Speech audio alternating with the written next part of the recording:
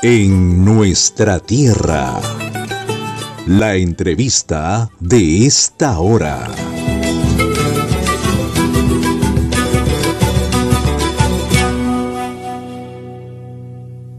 Volvemos aquí a nuestra tierra, estamos ya con nuestra entrevista de esta hora. Tenemos en contacto a la doctora Mercedes Arce, directora de Programas y Proyectos de CHS Alternativo y coordinadora del proyecto Lucha contra la Trata de Personas en la Amazonía peruana. Doctora Arce, muchas gracias por este contacto con nuestra tierra. Muchas gracias a ustedes por la oportunidad. Traigo un saludo de CHS Alternativo y de nuestro director ejecutivo, Ricardo Valdés Cabaza, atenta a la entrevista que nos han generado para el día de hoy. Sí, doctora, bien, el Perú es un país de origen, tránsito y destino, lamentablemente, de este flagelo a la sociedad que es la trata de personas. En estos últimos años, ¿los índices siguen subiendo, doctora?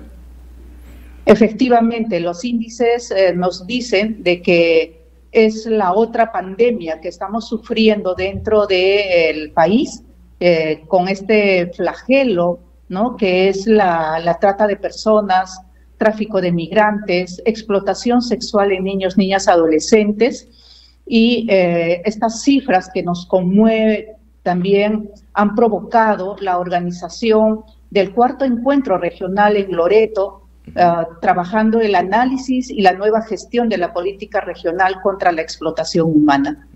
¿Quiénes están participando en este encuentro, doctora? Bueno, este encuentro ha sido coorganizado con el gobierno regional de Loreto, con la municipalidad provincial de Maynas, ¿no?, y CHS Alternativo. Hemos convocado a todas las autoridades, los funcionarios, operadores de justicia, operadores de servicio y a la sociedad civil de Loreto, ¿no? Contando con la provincia de Loreto, los distritos de Nauta, la provincia de Maynas, con los distritos de Iquitos, San Juan, Punchana, Belén, que han estado participando, pero principalmente autoridades y representantes institucionales a nivel regional. Ahora, siempre, lamentablemente, para estos delitos se encuentran pues nuevas rutas, ¿no?, para la trata de personas. ¿Nos puede explicar, por favor, para que entiendan nuestros oyentes que nos escuchan también en otros puntos del país? Claro que sí, la explotación humana se va acentuando principalmente en la región Loreto,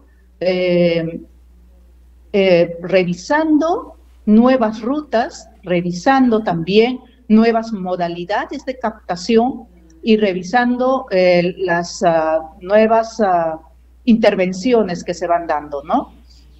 Sabemos de que la parte de tecnologías, al menos en toda esta época del COVID, ha sido trascendente, pero no solamente para la comunicación fluida, la educación desde casa, sino también para que las redes criminales tengan que haber identificado, ¿no?, como nuevas formas de captación a través de las redes sociales. En Iquitos tenemos la problemática de identificación de las nuevas rutas que se han dado desde los embarcaderos, por cuanto sabemos que Iquitos es una isla fluvial donde solo existe un embarcadero formal, que es el de Napo.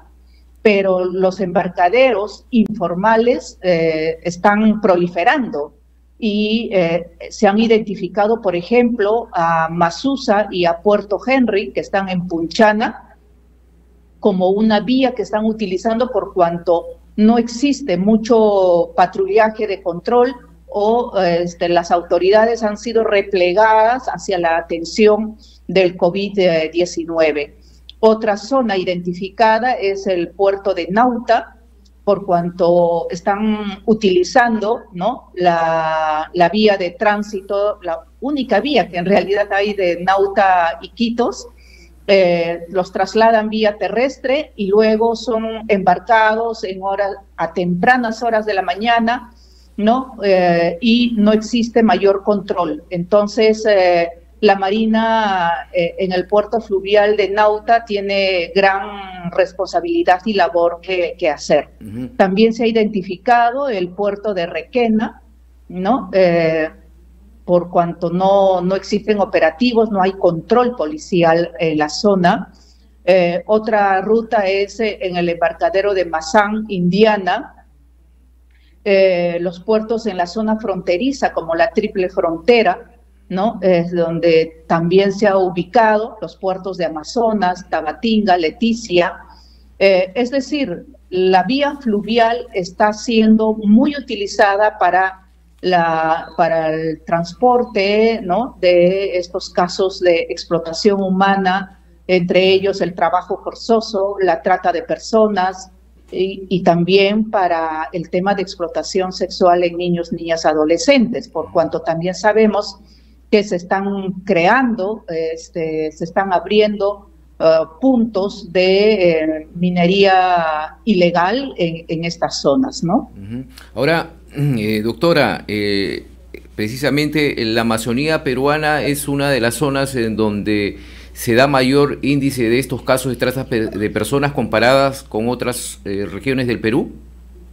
Efectivamente, las estadísticas nos dicen de que, por ejemplo, los centros de emergencia mujer han registrado 2.531 casos de violencia contra la mujer y los integrantes del grupo familiar, lo cual ha reflejado un incremento del 29% de casos, de denuncias frente al 2020. Además, en el primer trimestre, nada más de lo que va del 2022, se han atendido 689 casos, ¿no? Y principalmente las víctimas son mujeres, porque de estos 689 casos, 627 son víctimas de mujeres y 62 son víctimas varones, ¿no? También nos dice las estadísticas a través del Observatorio Nacional de Seguridad Ciudadana del Ministerio del Interior, que se ha registrado en la región Loreto entre el año 2017 y 2022, 117 denuncias de este delito, de los cuales 82% son víctimas mujeres, 74% menores de edad y el 85% fueron captados con fines de explotación sexual y explotación laboral. Por ejemplo, la FISTRA, la Fiscalía Especializada en Trata de Personas, ha recibido entre enero y octubre del año 2021 31 casos, ¿no? Y tiene todas sus víctimas menores de edad entre 0 a 17 años.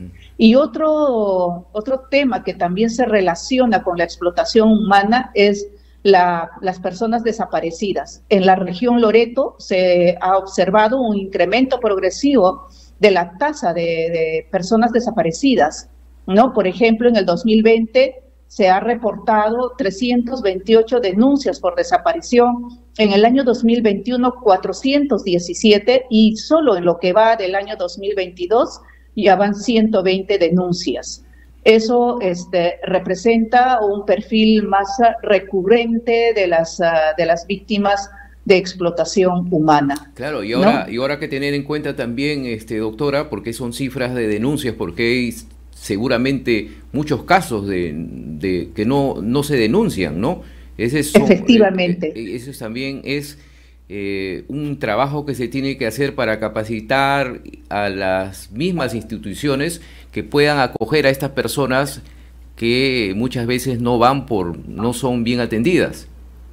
Usted lo dice muy acertadamente y efectivamente hay un subregistro de denuncias que no se hace, ¿no? Porque puede haber muchas razones como la desconfianza en lo que pueda prosperar su denuncia, el desconocimiento de la ruta de la denuncia o simplemente por el tema de vergüenza o la falta de información sobre los beneficios de hacer una denuncia o el retardo en el acceso a la justicia también son razones por las cuales se dan estos casos que no se denuncian, ¿no? Por ello, es que dentro de del diagnóstico y de la evaluación que se ha desarrollado en estos 2 días de trabajo con más de 130 representantes de la región, ¿no? Se ha podido identificar algunos compromisos y necesidades también que hay. Por ejemplo, hay una necesidad de crear ordenanzas, resoluciones regionales que tengan que priorizar las necesidades que tienen las víctimas para que sientan que el acceso a la justicia y el servicio de los programas del Estado son eficientes, son de calidad y les garantizan un proceso de justicia acorde a las expectativas que tienen las víctimas y de acuerdo al daño que también se causa con este delito de la explotación humana. También se ha podido hablar sobre el dar a conocer, el socializar las rutas de denuncia, ¿no? La transversalización del enfoque intercultural, que es tan importante. Por ejemplo, tenemos un alto porcentaje de casos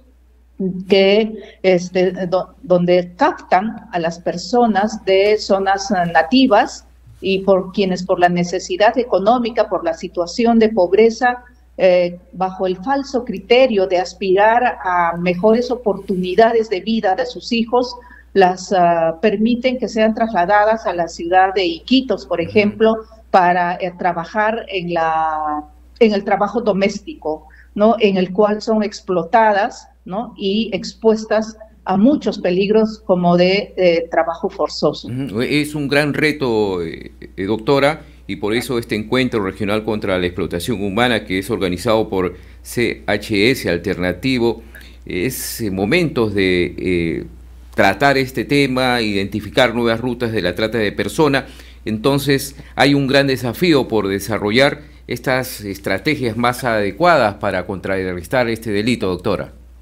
Efectivamente, no vamos a poder responder como Estado, no van a poder responder si no se tiene un adecuado diagnóstico, un manejo de la gestión de la información que permita tomar decisiones, que permita implementar estrategias adecuadas, más aún ahora que estamos con el reto de la implementación de la política nacional que recientemente ha sido emitida por el Estado y que determina 42 servicios que deben ser fortalecidos para una adecuada atención. Pero todo esto no va a ser posible si el Estado no asigna un presupuesto adecuado, ¿no? Si no se da con una atención adecuada, porque la alta rotación de personal, la inestabilidad dentro de los programas y dentro de todos los servicios hace que muchas veces se exponga a las víctimas a una revictimización, ¿no? Y a que las familias consideren que no van a alcanzar la justicia por las limitaciones que se dan. Es un trabajo que tenemos que hacer todos, doctora, para contribuir a la reducción de estos índices de trata de personas en nuestro país. Muchas gracias por este contacto, doctora.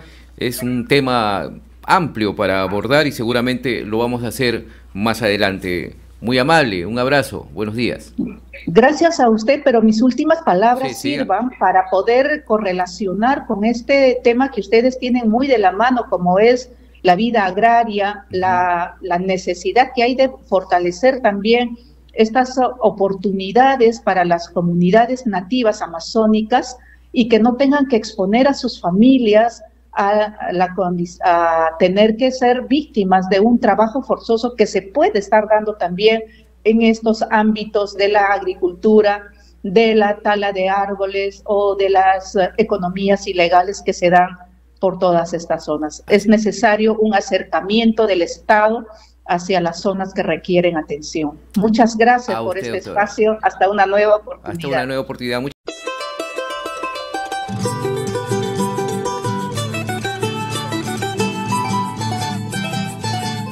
Nuestra tierra.